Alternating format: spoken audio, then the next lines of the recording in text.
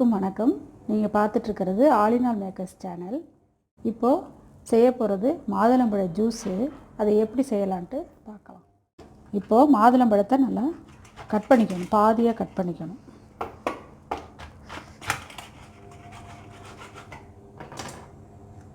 இப்போ இந்த கார்னரு இதுக்கு நடுப்புற இருக்கிற மாதிரி கட் பண்ணிக்கணும்.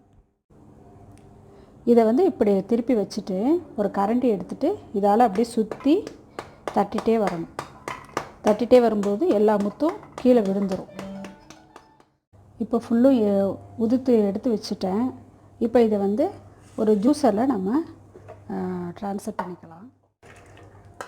ஜூஸர் இல்லைன்னா மிக்சியில் போட்டு அதுக்கப்புறம் நீங்கள் ஃபில்ட்ரு பண்ணிக்கலாம், ஒன்றும் பிரச்சனை இல்லை. இப்போ இதில் ஒரு கிளாஸ் பால் ஊற்றிக்கலாம். பால் ஊற்றிட்டு சுகர் தேவையான அளவு சுகர், ரொம்ப சேர்க்கணுன்னு இல்லை, ஸ்வீட்டாக தானே இருக்கும். அது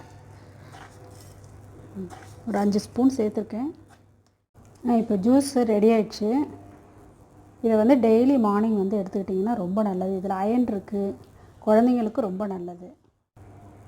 இது எப்படி இருக்குன்னு பார்த்துட்டு ஆல் இன் ஆல் மேக்கர்ஸ் சேனலுக்கு லைக் பண்ணுங்கள், ஷேர் பண்ணுங்கள், சப்ஸ்கிரைப் பண்ணுங்கள். தேங்க்யூ.